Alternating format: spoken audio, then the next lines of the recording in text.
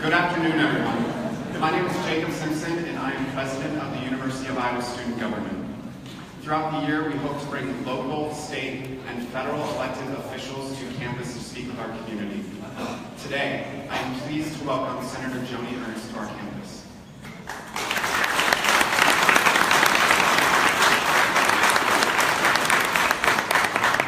Senator Ernst is a native of Montgomery County, Iowa, and was first elected to the United States Senate in 2014. Senator Ernst is the first woman to serve in federal elected office from the state of Iowa, and the first female combat veteran to serve in the United States Senate.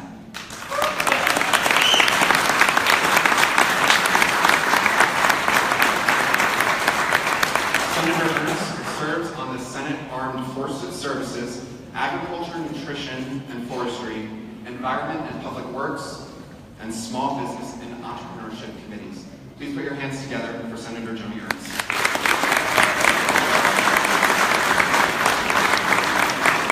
Thank you, everybody. Thank you, Jacob, very much. I appreciate the introduction. And thanks to the University of Iowa for hosting this forum today. I am not going to make any opening statements. What we'd like to do is hear from you. We'll try and get as many questions in as possible. Now, as you came in, hopefully you filled out a card letting our staff know that you wish to ask a question. We do have staff members that are positioned on either side of the stage here. They have a microphone. What we'll do is draw the cards out. Sam will draw those cards and read off the names, and we'll get you queued up so that you can ask your questions. And then whoever has a microphone, they'll make their way to you and you can ask your question. That way everybody can hear it. So I think with that, we will go ahead and begin. Sam, if you'd like to go ahead and get folks queued up. Our first question will be from Bruce Fenn from Iowa City. Bruce, if you could raise your hand. All right, Bruce Fenn. Okay. After Bruce will be Virginia Miller from University Heights, Virginia.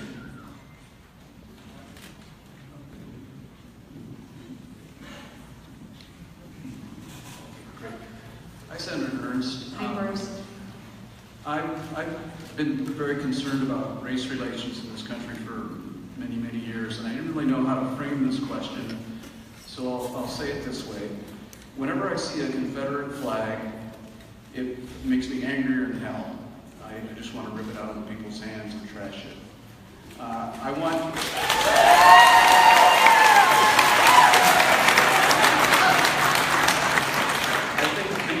Statues are an affront to black people and white people of goodwill. They stand as a racist commentary constantly, and they need to be taken down, in my opinion. And I was wondering how you feel when you see a Confederate flag, or how you feel about this controversy over Confederate monuments. Thank you. Well, and I don't like Confederate-mindedness, I guess, and it's a difficult situation because we do have the First Amendment.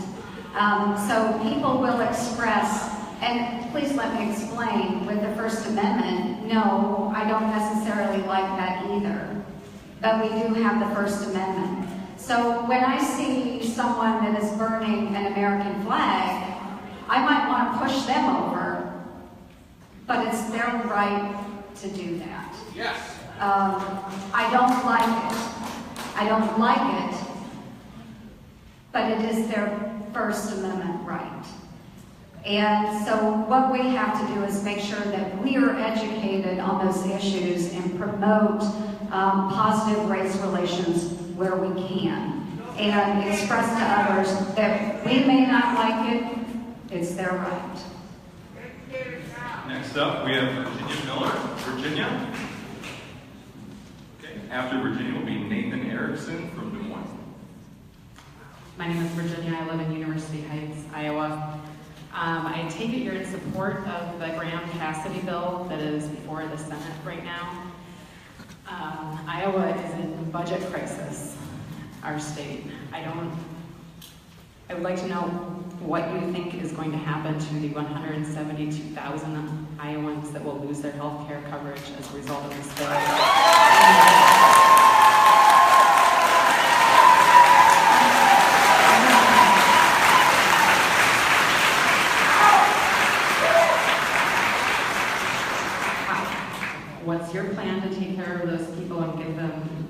them healthy, keep them working, keep them contributing to our economy, and how can Iowa afford a drastic reduction in funding for Medicare?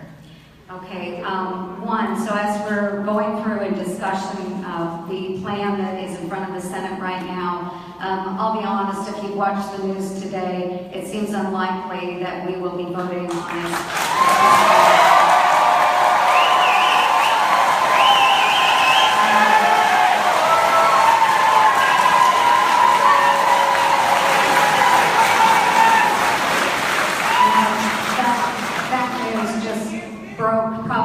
About an hour ago, so we have a lot to work through, but that 172,000 Iowans is, I believe, the result of offering opportunity to say yes or no to having insurance coverage. What the Graham Cassidy bill did was allow for allowing those to make that choice, whether they wanted to be covered or not. What we have right now is a situation in Iowa where we have one statewide insurance provider. That's Medi-Cal. One. So, what has happened over the past several years in Iowa is that our families, as President Obama had promised, did not see the $2,500 savings. Instead, over the past 3 years, this is before President Trump's administration, over the past 3 years, the insurance rates in Iowa have gone up 110%. Past 3 years. This year, that 4th year, now that we only have one insurance provider, Medica has come back and they have said this next year's rates are going to go up 43%. That's if we maintain the federal cost sharing part, 43%. So if we go to no cost sharing payments, Medica has said that increase will be closer to 60%. So those that are on, I support cost sharing. I support the cost sharing. So if we wish to maintain affordable rates in Iowa, we have to encourage more providers to come in. The markets do have to stabilize. We have to have greater competition. And so we have got to find a way forward, and given the current system, we don't have providers that are willing to come into the state because they continue to lose dollars. Because there are no caps, which in some cases you may agree that's the right thing. If you're trying to control costs, it maybe is not the right thing.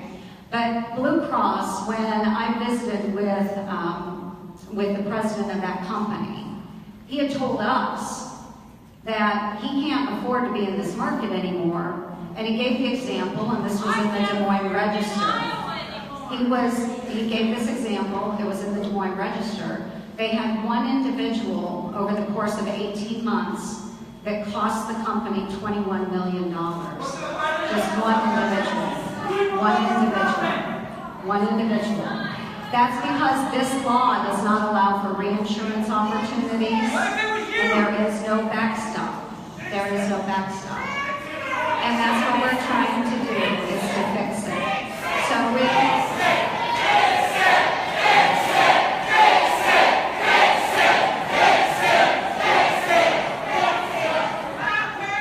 So you would agree that it needs to be fixed.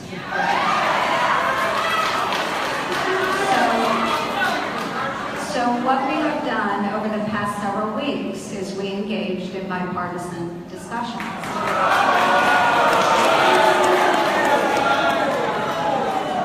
Okay, you can go ask Patty Murray. There was the first meeting that we had after sponsored by Patty Murray and Senator Lamar Alexander. And they included everybody on the Health, Education, Labor, and Pension Committee. And they invited all senators to attend. And Lamar asked me specifically, because of the position Iowa is in right now, to attend those meetings. And so we had a number of roundtable discussions, coffees. They held hearings on what would be the best way to move forward, fix existing problems that are out there. And we thought we had a number of viable solutions that would solve some of those problems. Greater flexibility in the waiver programs. And even the Democrats were saying we need greater flexibility for our states. So Lamar took that in good faith, moved forward with that, presented the different options as presented by the witnesses in front of the committee, which came from Republican states and Democratic states, came up with various ideas, and they were rejected. We hope we can pick back up and try again. Okay, Medicare for all. Who said that? Okay.